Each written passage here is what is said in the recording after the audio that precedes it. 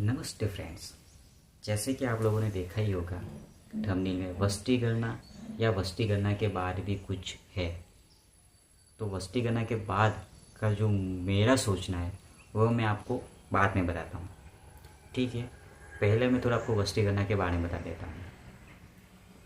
अपने अपने यहाँ पे वस्ती गणना हर 10 साल में होती है। लास्ट हमारी वस्ती गणना 2011 में हुई थी। उसके बाद हमारी वस्ती गणना होनी चाहिए थी 2021 में, बट कोरोना के चक्कर में हमारी वस्ती गणना नहीं हो पाई। और उसके बाद आ गया इलेक्शन, तो उसमें भी रह गई। तो अभी तो इलेक्शन भी हो गया है लोकसभा का। तो अभी मुझे लग रहा है कि 2000 ये साल के एंड तक में वस्ती गणना हो जाएगी, या फिर 2025 में, मतलब 2025 तक, 25 के शुरुआत में होनी चाहिए, ठीक है ना।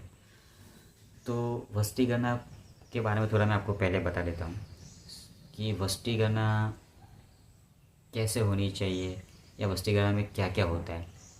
देखो, पहले वस्ती गणना जो होती थी ना, वो एक्चुअल में होती थी एक पेपर होता था। पेपर लेके जाते थे हर एक घर में और पूछते थे कि आपका नाम क्या है, आपकी फैमिली में कौन कौन है, आपकी इनकम कितनी है, आपका घर कहाँ पे है, आप रेंट पे रहते हो, इटीसी विटीसी जो भी, मतलब आपके घर में क्या क्या, लाइट पंखा कितना क्या है, वो सब कुछ पूछते थे। वो सब होता था। लेकिन मुझे लगता है कि इतना नहीं, और कुछ भी ऐड होना चाहिए। जैसे कि आप देख सकते हो, मैंने एक बनाया हुआ है कि वस्ती गणना कैसे होनी चाहिए, ठीक है। देखो, पहला है व्यक्तिगत जानकारी। किसी बंदे का नाम पूछो, उसकी उम्र, पुरुष है कि नहीं, कौन सी, मतलब लिंग कौन सा है, जाति कौन सी, धर्म कौन सा है, शिक्षा स्तर कितना है, वैवाहिक स्थिति क्या है, वो एक होना चाहिए। दूसरा होता है चाहिए आर्थिक स्थिति। पैसा, व्यक्ति का मुख्य रोजगार क्या है, उसकी मानसिक आय, व्यक्ति या परिवार की मानसिक आय कितनी है, संपत्ति, भूमि, वाहन या अन्य संपत्तियाँ क्या क्या है, आवासीय स्थिति, व्यक्ति का घर स्वामित्व वाला है या किराए पर है, मतलब खुद का घर है या फिर किराए पे रह रहा है। तीसरी कैटेगरी है मैंने रखी परिवार और घर, ठीक है। परिवार और घर में आपको दिख रहा होगा कि परिवार के सदस्य की संख्या, कितने सदस्य है, बच्चों की संख्या, बूढ़ों की संख्या, उसकी उम्र, घरों की स्थिति, घर कैसा है, कच्चा है पक्का है, पानी की सुविधा, घर में पीने का साफ पानी आता है कि नहीं, शौचालय की सुविधा, घर में शौचालय की सुविधा है कि नहीं। चौथी कैटेगरी है सामाजिक और बुनियादी सुविधाएं, जैसे कि बिजली की उपलब्धता, घर में बिजली की सुविधा है या नहीं, स्वास्थ्य से, परिवार के पास स्वास्थ्य बीमा है या नहीं, सड़क और यातायात की सुविधा, घर से मुख्य सड़क और यातायात सुविधा की स्थिति कैसी है, स्वास्थ्य केंद्र की दूरी, घर से निकटतम अस्पताल का कितनी दूरी पर है, स्कूल की दूरी, निकटतम स्कूल कितनी दूरी पे उनके घर से। दूसरा, पांचवी कैटेगरी है स्वास्थ्य और सुरक्षा। स्वास्थ्य स्थिति, परिवार के सदस्यों की स्वास्थ्य स्थिति कैसी है, गंभीर बीमारी का विवरण है कि नहीं, टीकाकरण, बच्चों और बुढ़ों को टीकाकरण की जानकारी लेनी चाहिए। सुरक्षा, गांव या क्षेत्र में सुरक्षा, व्यवसाय और अपराध की स्थिति कैसी है। सिक्स्थ में है कृषि और आजीविका, यदि ग्रामीण क्षेत्र में हो तो, ठीक है। खेती की भूमि, अगर क्योंकि ग्रामीण क्षेत्र में खेती से, बहुत लोग खेती से पैसा कमाते हैं, खेती से उसका जीवन गुजारते, तो उसके पास कितनी खेती है, कितने गाय भैंस बकरी है, वो खेती के साधन कौन से उनके पास, ट्रैक्टर है कि फिर क्या है क्या नहीं, मोटर है, वो सब कुछ मतलब होना चाहिए। ये एक मैंने एक जनरल, मतलब मेरे हिसाब से कैटेगरी मैंने बनाई हुई है। तो ये सब वस्ती गणना के नए अपडेट में होना चाहिए। और मेरी तरफ से इसमें और एक अपडेट है जो है डिजिटल, क्योंकि अभी इंडिया डिजिटल है, तो वस्ती गणना भी डिजिटल से होनी चाहिए। हालांकि होनी चाहिए, हर घर जाके ही होनी चाहिए, लेकिन एक एप्लीकेशन बनाओ, या फिर एक एप्लीकेशन होनी चाहिए, या फिर एक साइट बनाओ, मतलब कुछ भी गवर्नमेंट के थ्रू साइट एप्लीकेशन बना के उसमें आधार कार्ड को लिंक कर लो, या फिर घर की डिटेल है वो लिंक कर लो। सब डेटा एक गवर्नमेंट के पास रहता है, आधार कार्ड का डेटा रहता है हर किसी का घर का डेटा रहता है, हर किसी का बोले तो घर number, ration card, PAN card, सब कुछ डेटा होता है ऑलरेडी गवर्नमेंट के पास, ठीक है। अभी गवर्नमेंट को क्या करना चाहिए कि डिजिटली एक प्लेटफॉर्म बना के सिर्फ जो जनगणना करने के लिए जाने वाला व्यक्ति है उसको उस व्यक्ति के घर पे जाना है, उसका आधार कार्ड मांगना है, उसके पास ऑटोमेटिकली वो डिटेल आ जाएगी। उसके बच्चे हैं, उस घर के फैमिली जिसके मेंबर, उसका आधार कार्ड मांगना है, उसके डिटेल आ जाएगी। फैमिली जॉइंट फैमिली है तो फैमिली उसमें लिख दो जॉइंट फैमिली है, वो आ जाएगा। घर में कितने सदस्य वो पूछ लो, उसके आधार कार्ड डाल दो। आधार कार्ड नहीं है क्योंकि कोई छोटा बच्चा उसका आधार कार्ड नहीं बना होगा तो फिर उसका मैन्युअली लिख दो, ठीक है।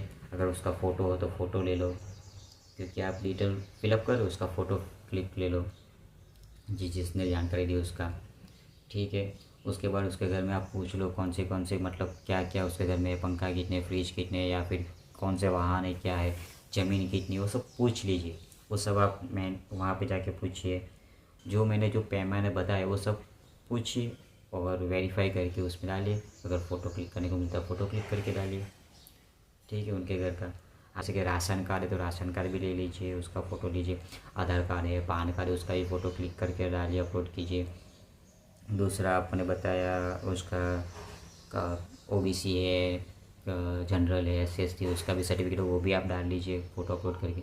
मतलब जो भी चीज़ मैंने बताई वो सब के आप डॉक्यूमेंट उसके पास हो तो उसको अपलोड कर दीजिए उससे लेके, और वेरीफाई कर लीजिए। आपके पास पूरा वेरीफाइड डॉक्यूमेंट आ जाएगा। लेकिन ये करने से पहले गवर्नमेंट को पहले जो केंद्र लगाते थे वो क्या आधार कार्ड में करेक्शन करवा लीजिए, वोटर आईडी में करेक्शन करवा लीजिए, या जिसका नहीं बना है वो बनवा लीजिए। वो फ्री कैंप पहले गवर्नमेंट को लगाना चाहिए। वो लगाने के बाद बस्ती गणना करनी चाहिए। उसके बाद भी अगर कोई बंदे का आधार कार्ड नहीं है, कुछ नहीं है, कुछ नहीं, जैसे कि बहुत सारे लोग होते हैं जिसके आधार कार्ड नहीं बने होते, जो मतलब झुपड़पट्टी में रहते होंगे, उसका भी फिर वेरीफाई करना है, फ़ोटो लेना, उसका नाम लेना, उसके पास जो डॉक्यूमेंट वो लेके अलग से उसको भी अपलोड करने चाहिए, जिससे गवर्नमेंट के पास एक्यूरेट डाटा है। मुझे लगता है डिजिटल से करने से गवर्नमेंट के पास 95% एक्यूरेट डाटा आएगा ही। 5% अगर ऊपर नीचे हो सकता है, ठीक है, पर 95% एक्यूरेट डाटा आएगा गवर्नमेंट के पास। तो ये काम गवर्नमेंट को करना चाहिए, ठीक है। अभी जो मेरा टॉपिक है मेन, वस्ती गणना के बाद क्या, मेरा ये सोचना है वस्ती गणना के बाद गवर्नमेंट को एक कैटेगरी डिसाइड करनी चाहिए। क्योंकि हमारे देश में बहुत से ऐसे लोग हैं जो गरीब है, जो जनरल कैटेगरी में फिर भी गरीब है, जो ओबीसी में फिर भी गरीब है, जो एसटी में फिर भी गरीब है। तो ये जो जातीय गणना होती है ना, वो पैमाना हटाना चाहिए कि ये जाति का बंदा है, वो वहाँ पे सीमित नहीं होना चाहिए। अब मुझे लगता है कि गवर्नमेंट को किसकी इनकम कितनी है उसके बेस पे सुविधा देनी चाहिए। हाँ, बोलोगे ऐसा कैसे? आपने सब डाटा लिया, अभी आपने आधार कार्ड लिया, पान कार्ड, किसकी कितने में, तो आपको पता चलेगा, ठीक है। कोई आई टी बताए तो उससे ही पता चलेगा गवर्नमेंट को कि इसकी सैलरी इतनी है, ठीक है। और गवर्नमेंट को पता है गुजरात में अगर है तो गुजरात में जीवन व्यापन करने के लिए कितने पैसे की रिक्वायरमेंट है।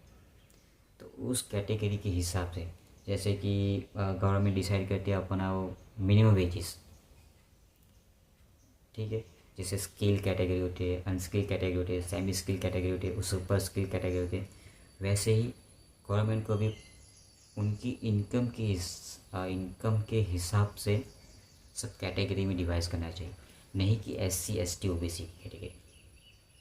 इससे क्या होगा कि जो गरीब है, जनरल कैटेगरी में गरीब है, जो OBC में गरीब है, जो SC SC में एक्चुअल गरीब है, उसको वो सुविधा मिल पाए जो गवर्नमेंट उसको लाभ दे पाए।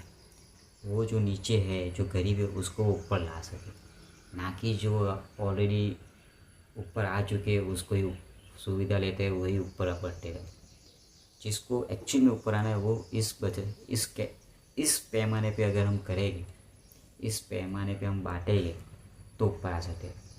फिर जाति के हिसाब से बहुत से लोग हैं जो ऑलरेडी सुविधा ले चुके हैं, जो एक्चुअल में नई सुविधा ले चुके, उसको इस पैमाने पे अभी गवर्नमेंट को बांटना चाहिए। इस तरह से गवर्नमेंट को सोचना चाहिए कि इसकी इनकम इससे नीचे है तो उसको अभी इसकी इनकम, एग्ज़ाम्पल, किसी की इनकम मतलब 30,000 से नीचे है तो उसको 5 स्किल में डालो। किसी इनकम 40,000 के 30 और 40 के बीच में उसको सेमी स्किल में डालो। किसी इनकम 40 से 50 है तो स्किल में डालो। जिस स्किल में 50 से ऊपर है तो सुपर स्किल में डालो। तो जो हमको पैमान पता चलेगा 30 के अंदर इतने अनस्किल लोग हैं, उस तो गवर्नमेंट को उसको वो सुविधा देनी चाहिए कि भाई इन लोग को इसकी ज़रूरत है, एक्चुअल में इनको ऊपर आने के लिए ये सब चीज़ की ज़रूरत है।